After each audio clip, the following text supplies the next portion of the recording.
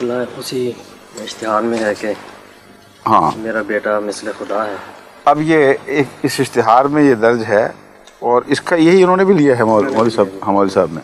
معلوم ہوتا ہے اشتہاری مولوی جو ہیں یہ انہوں نے یہ مولوی بشیر بھوپالوی کی کتاب سے کچھ لفظ چن لیے ہیں اور وہ لکھ دیے ہیں، یا پھر ایک عام ہے چرچا وہاں مولویوں کا، اس میں سے انہوں نے بھی لیا.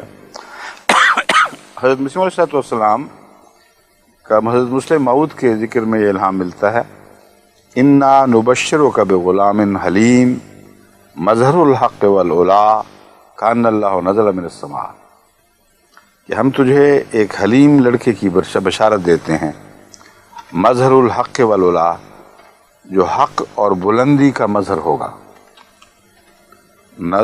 کان اللہ نزل من السماء، گویا خود آسمان سے خدا اتر آیا ہے. یہ محاورہ جو ہے یہ سب دنیا کی قوموں حفظ زبانوں میں اردو انگریزی ہر جگہ ملتا ہے، کہ کسی جگہ غیر معمولی طور پر پاکیزگی کا نزول ہو رہا ہو، غیر معمولی طور پر دلوں میں حرکت ہو، خدا کی طرف توجہ مائل ہو، تو کہتے ہیں یوں لگتا ہے جیسے آسمان سے خدا اتر آیا ہے. جب عالمی بیعت ہو رہی تھی اس کے اثر سے سب دنیا سے مجھے بغیر کسی سکیم کے، ہر آدمی جو مختلف دنیا کے کونے پر تھا وہ جو خط لکھتا تھا کسی سے پوچھ کے تو نہیں لکھتا تھا، بغیر کسی سکیم بنائے ہر آدمی کے دل سے یہ آواز اٹھ رہی تھی، اور کثرت سے لکھ رہے تھے ہر جگہ سے، کہ وہ کیفیت ایسی تھی کہ جیسے آسمان سے خدا اتر آیا ہے.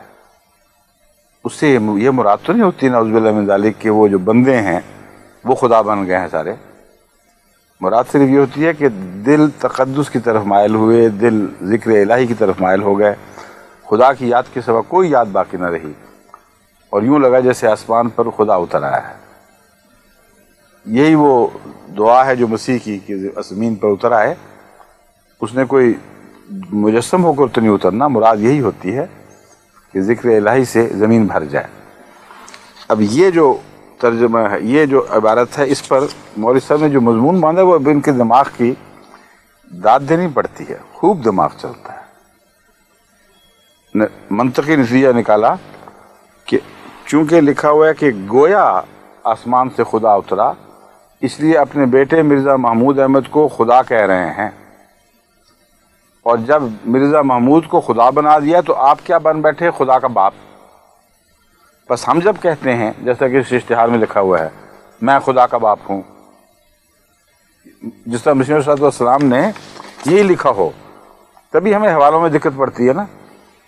وہ کہتے ہیں خدا کا باپ ہوں، ہم نے کہاں لکھا ہوا ہے؟ ساری عمر کتابیں پڑھتے گزر گئی، کہیں ذکر کا سوال ہی کوئی نہیں. ایک بھی مسیح صاحب نے ایک دفعہ بھی کسی جگہ یہ نعوذ باللہ یہ عمارت لکھی نہیں، کیونکہ ناممکن ہے آپ کی ذات سے بات کہ میں خدا کا باپ ہوں. ڈھونڈتے رہے، کہیں پتہ نہیں لگتا تھا. یہ شکر ہے مولوی بشیر صاحب کی طرف سے. ہاں، مولوی صاحب نے جب دلائل پیش کیے ہیں تو اس میں بات کھل گئی ہے. کہتے ہیں جب مرزا صاحب کا بیٹا خدا ہوا تو مرزا صاحب یقیناً خدا کے باپ ہوں گے. اب سنیے، اور کسی مسلمان کی دل آزاری نہیں ہوتی ایسی باتوں پہ، خدا کا باپ، خدا کا فلاں. اب سنیے، حضرت صلی اللہ علیہ وآلہ وسلم کے متعلق بائبل میں جو پیشگوئی ہے، استثناء باب 33 آیت 2 میں، خداوند سینا سے آیا اور شعیر سے ان پر اشکارا ہوا. پرانی بائبل، ایک بائبل جو میں نے پڑھی اس میں شعیر سے طلوع ہوا لفظ تھے، مگر ایک ہی بات ہے. خداوند یعنی محمد رسول اللہ صلی اللہ علیہ وسلم سینا سے آیا اور شعیر سے ان پر اشکارا ہوا. وہ کوہ فاران سے جلوگر ہوا اور 10,000 قدوسیوں کے ساتھ آیا. اس کے داہنے ہاتھ پر ان کے لیے آتشی شریعت تھی. وہ بے شک قوموں سے محبت رکھتا ہے. اس اعتراض کا جواب تو میں دیتا ہوں، لیکن دیکھیں کتنی واضح حضرت رسول اکرم صلی اللہ علیہ وسلم کے متعلق پیش گوئی ہے. رحمت للعالمین جو فرمایا گیا یہ اس طرف اشارہ ہے. وہ ایک ہی رسول ہے جو سب قوموں سے محبت رکھتا ہے. وہ بے شک قوموں سے محبت رکھتا ہے. اس کے داہنی ہاتھ پر ان کے لیے آتش شریعت تھی۔ اس آتش شریعت کے ذکر کی تفصیل تو خیر اس وقت موقع نہیں، بعد میں ہو سکتا ہے حسب موقع۔ اب میں آپ کو یہ بتاتا ہوں، انجیل میں ایک تمثیل ہے جس میں حضرت مسیح کو خدا کے بیٹے کے طور پر پیش کیا گیا ہے، اور حضرت صلی اللہ علیہ وسلم کو خدا کے طور پر پیش کیا گیا ہے۔ یہ تمثیلات ہیں، تمام مسلمان بزرگوں نے ان چیزوں کا مطالعہ، جو اہل علم تھے، سچے تھے، کیا، اور کسی کو کوئی اعتراض دکھائی نہیں دیا، کیونکہ جانتے تھے کہ یہ تشبیہات، یہ وہ ہیں، ایسی تمثیلات ہیں جن کے معنی کرنے پڑتے ہیں، اور ہر زبان میں ایسی تمثیلات کی گنجائش ہوتی ہے۔ صرف اس صورت میں ایسی باتیں کرنا جائز نہیں جہاں واضح اور قطعی طور پر یہ ثابت نہ ہو کہ اس شخص کا یہ عقیدہ نہیں ہے بلکہ ایک تمثیلی کلام ہے۔ جہاں یہ ثابت ہو جائے، بارہا ثابت ہو چکا ہو کہ یہ توحید پرست ہے، وہاں ان باتوں کا مشرکانہ ترجمہ کرنے کی کوئی اجازت، کوئی گنجائش ہی نہیں رہتی۔ بس اس لیے اس تمثیل کو سب لوگوں نے تقویٰ پر مبنی سمجھا۔ فرماتے ہیں کہ یہ لمبی تمثیل ہے، اس میں سے میں وہ حصہ پڑھتا ہوں، خیر مگر بیان کرنی پڑے گی۔ فرماتے ہیں ایک گھر کا مالک تھا جس نے پاکستان لگایا اور اس کی چاروں طرف احاطہ گھیرا، اور اس میں حوض کھودا اور برج بنایا، اور اسے باغبانوں کو ٹھیکے پر دے کر واپس چلا گیا۔ ایک ایسا شخص تھا گھر کا مالک جس نے انگوروں کا باغ لگایا، پاکستان انگوروں کے باغ کو کہتے ہیں، اس کے چاروں طرف احاطہ گھیرا کی باقاعدہ نشاندہی کی، اور اس میں حوض کھودا پانی کے لیے، اور برج بنایا حفاظت کے لیے سامان پیدا کیے، اور باغبانوں کو ٹھیکے پر دے کر چلا گیا۔ اور جب پھل کا موسم قریب آیا تو اس نے اپنے نوکروں کو باغبانوں کے پاس اپنا پھل لینے کو بھیجا، اور باغبانوں نے اس کے نوکروں کو پکڑ کر کسی کو پیٹا اور کسی کو قتل کیا اور کسی کو سنسار کیا۔ یہاں نوکروں سے مراد انبیاء علیہ السلام ہے، جو قرآن کریم بیان فرماتا ہے نا کہ کسی سے تم نے یہ سلوک کیا، کسی سے وہ سلوک کیا، یہ نقشے کھینچے گئے ہیں۔ لیکن گزشتہ انبیاء کو نوکروں سے تشبیہ دی گئی، یعنی خدا کے نوکروں سے۔ پھر فرماتے ہیں اور باغبانوں نے اس کے نوکروں کو پکڑ کر کسی کو پیٹا، کسی کو قتل کیا، کسی کو سنسار کیا۔ پھر اس نے اور نوکروں کو بھیجا جو پہلوں سے زیادہ تھے، اور انہوں نے ان کے ساتھ بھی وہی سلوک کیا۔ ان نبیوں کے بعد نبی دنیا میں آتے رہے، مگر ان ظالموں نے اپنے سلوک میں کوئی فرق نہ کیا۔ آخر اس نے اپنے بیٹے کو ان کے پاس یہ کہہ کر بھیجا کہ وہ میرے بیٹے کا تو لحاظ کریں گے۔ مسیح آ گئے۔ جب باغبانوں نے بیٹے کو دیکھا تو آپس میں کہا یہی وارث ہے، آؤ اس سے قتل کر کے اس کی میراث پر قبضہ کر لیں، بیٹا مارا جائے، چھٹی ہو۔ اور مسیح کے خلاف جو سازش چلی ہے قتل کروانے کی، کہتے ہیں اس کی یہ وجہ تھی، نہیں یہ ہوگی، مسیح خود لکھ رہے ہیں کہ میرے خلاف قتل کی سازش ہوگی اور یہ اس کا عذر ہوگا، اور اسے پکڑ کر پاکستان سے باہر نکالا اور قتل کر دیا۔ اور وہ اس سازش میں مسیح کی اس تمثیل کے لحاظ سے کسی حد تک پورا اتریں گے، اور قتل کر دیا جو کہ لفظ ہیں یہ تحقیق طلب ہیں، اس کے اوپر جو ہمارے ریسرچ گروپس ہیں وہ دیکھ لیں کہ اصل بائبل میں کیا لفظ تھے۔ مجھے شک ہے کہ یہ لفظ نہیں ہوں گے۔ حضرت مسیح پر پیشگوئیاں، ان کی اپنی پیشگوئیاں بھی جب جسمہ کرنے کی کوشش کرتے ہیں تو بسا اوقات ان میں چھوٹی چھوٹی تبدیلیاں کر لیتے ہیں۔ بہرحال آگے چلتے ہیں۔ پھر کیا ہوا؟ پس جب پاکستان کا مالک آئے گا، اب تک سارا ماضی میں ذکر ہو رہا ہے، مسیح کے وقت تک جو واقعات تھے ان کا ذکر ماضی میں چلتا ہے۔ پس جب پاکستان کا مالک آئے گا تو ان باغبانوں کے ساتھ کیا کرے گا؟ انہوں نے اس سے کہا ان بدکاروں کو بری طرح ہلاک کرے گا۔ مسیح نے پوچھا بتاؤ اس پاکستان کا جس کو اس طرح اجاڑتے رہے دنیا والے، جب مالک آئے گا تو ان کے ساتھ کیا سلوک کرے گا؟ انہوں نے کہا ان بدکاروں کو بری طرح ہلاک کرے گا اور باغ کا ٹھیکہ دوسرے باغبانوں کو دے دے گا جو موسم پر اس کو پھل دیں گے.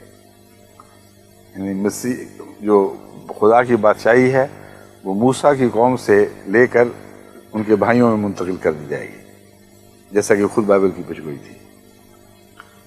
یسوع نے ان سے کہا، کیا تم نے کتاب مقدس میں کبھی نہیں پڑھا کہ جس پتھر کو معماروں نے رد کیا وہی کونے کے سرے کا پتھر ہو گیا؟ اور ہماری نظر میں عجیب ہے، اس لیے میں تم سے کہتا ہوں کہ خدا کی بادشاہی تم سے لے لی جائے گی اور اس قوم کو جو اس کے پھل لائے گی دے دی جائے گی.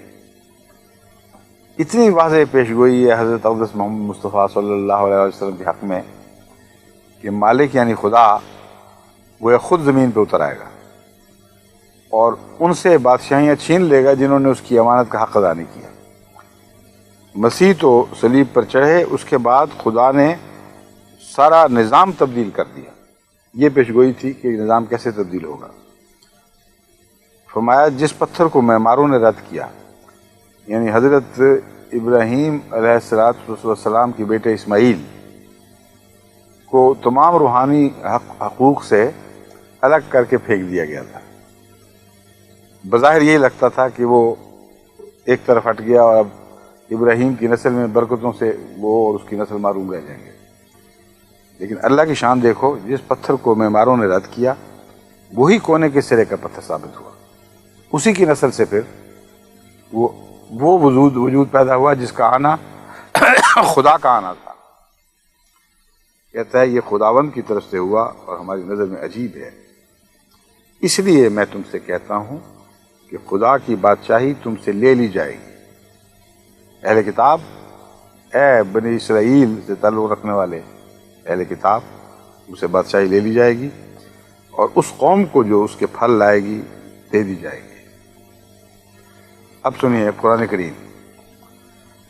حضرت اقدس محمد مصطفیٰ صلی اللہ علیہ وآلہ وسلم کو مخاطب کر کے قرآن کریم فرماتا ہے، وَمَا رَمَيْتَ إِذْ رَمَيْتَ وَلَكِنَّ اللَّهَ رَمَى.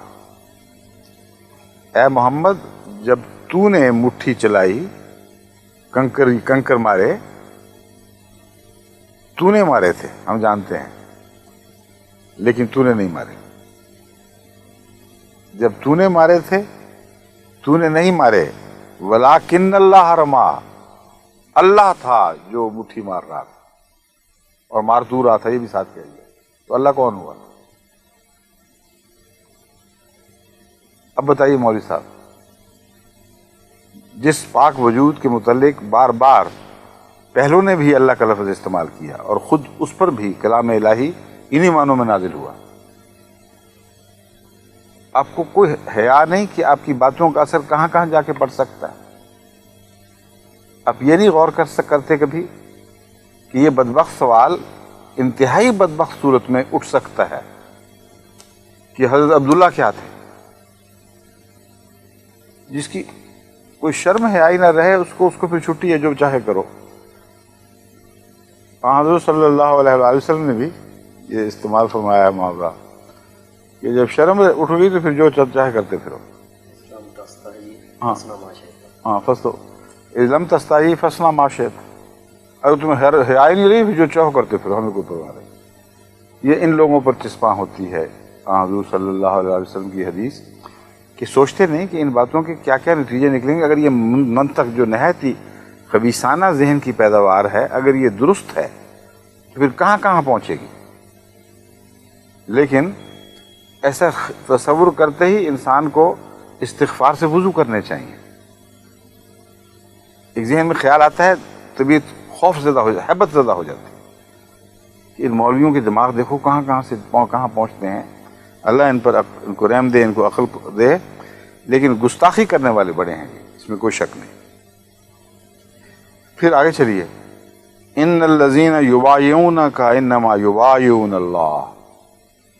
وہ لوگ جو تیری بیعت کر رہے ہیں یقیناً اللہ ہی کی بیعت کر رہے ہیں. انما یبایعون اللہ کا مطلب ہے کسی اور کی بیعت نہیں کر رہے، جو تیری کر رہے ہیں وہ اللہ اور اللہ ہی کی کر رہے ہیں. ید اللہ فوق ایدیہم. اللہ کا ہاتھ ہے جو ان کے ہاتھ پر ہے۔ کس کا ہاتھ تھا؟ محمد رسول اللہ کا ہاتھ تھا۔ اب بتائیں کہ اس ٹیڑھی سوچ کے علماء کیا نتیجے نکالیں گے اس سے؟ یہ سمجھانے کی ضرورت ہے ساری قوم کو۔ میں اس لیے سمجھا رہا ہوں کہ پاکستانی بیچارے اکثر عوام الناس کو پتہ ہی کچھ نہیں۔ یہ کہتے ہیں احمدی دھوکہ دیتے ہیں۔ احمدی دھوکہ کس طرح دیتے ہیں؟ احمدیوں کے نمائندے تو تم بنے ہوئے ہو ان کی باتیں پہنچانے میں، اور جو فریب دیتے ہو اس کا ایک ہی علاج ہے کہ احمدی کتب بھی براہ راست تک پہنچیں۔ ہم کیا کہتے رہے، ہم کیا کہہ رہے ہیں، ہماری بات بھی وہ سنیں۔ اس کے راستے میں تم نے قانون کھڑے کر دیے ہیں، اور ہر وقت زور لگاتے ہو کہ کسی طرح احمدی بات کسی دوسرے کے کان میں خود نہ پہنچے۔ اگر احمدیت یہی غلاظت تھی، یہی گند تھا، یہی باتیں تھیں جو مسیح موعود علیہ السلام نے اپنی کتب میں لکھی تھیں، تو ہمیں چاہیے تھا کہ ہم کتابیں چھپاتے پھرتے، اور تمہیں چاہیے تھا کہ اپنے خرچوں پر بھی شائع کرتے تو کرتے اور دنیا کو دکھاتے۔ لیکن تم کیوں ڈر رہے ہو ان سے؟ کیوں قدغنے لگائے بیٹھے ہو؟ کیوں راستے بند کیے بیٹھے ہو؟ اس ڈر کے مارے کہ وہ جب کتابیں پڑھیں گے مسلمان تو ان کو پتہ لگے گا کہ حقیقت میں اللہ اور قرآن اور محمد مصطفیٰ صلی اللہ علیہ وسلم کی عزت اور احترام کس کے دل میں ہے اور کس کے دل میں نہیں۔ حضرت مسیح علیہ السلام کی تحریریں پڑھو، روح وجد میں آ جاتی ہے۔ ایک عشق کا سمندر تھے جو اللہ اور رسول اور کتاب اللہ کے لیے تھے، اور آپ کے صحابہ کے لیے بھی۔ صحابہ کا ذکر بھی کرتے ہیں تو لگتا ہے کہ روح پگھل رہی ہے، اور ان لوگوں کا یہ حال ہے کہ یہ بیٹھے ہوئے گالیاں دے رہے ہیں۔ پرانے زمانے میں جو مسلمان علماء تھے ان میں سے بھی کچھ لوگوں نے ایسی بیہودہ باتیں کیں، لیکن میں آپ کو یقین دلاتا ہوں کہ بڑے بڑے شرفاء بھی تھے۔ ان میں سے ایسا طبقہ تھا جو آخر وقت تک یہ اعتراف کرتا رہا کہ محمد مصطفیٰ صلی اللہ علیہ وآلہ وسلم کی محبت جیسی اس شخص کے دل میں ہے ایسے کم دکھائی دیتی۔ عاشق رسول ضرور مانتے تھے، اور اس زمانے کے سیاستدانوں کو بھی عقل تھی، ہوش تھی، اپنے مذہب کی کتابیں پڑھتے تھے، جانتے تھے، صاحب علم لوگ تھے۔ اس طرح سیاست علم سے عاری نہیں ہوئی تھی جیسے اب بعض حلقوں میں ہو گئی ہے۔ بعض حلقوں میں تو علم صاحب علم ابھی بھی سیاستدان ہیں ماشاءاللہ، لیکن دن بدن معیار گر رہا ہے، اور پرانے زمانے کے جو قسم کے بے علم سے لوگ ہوا کرتے تھے نا، سیاست پر قابض بحث جائیدادوں کے طور پر، اس قسم کے لوگ آنے شروع ہو گئے ہیں اور بڑھ رہے ہیں۔ لیکن سب کو بازی مات دے جاتا ہے بازی میں مولوی۔ پڑھا لکھا بظاہر ہونے کے باوجود میں نے اتنے جاہلانہ تصورات کبھی نہیں دیکھے جیسے یہ باتیں کرتے ہیں۔ اگلی بات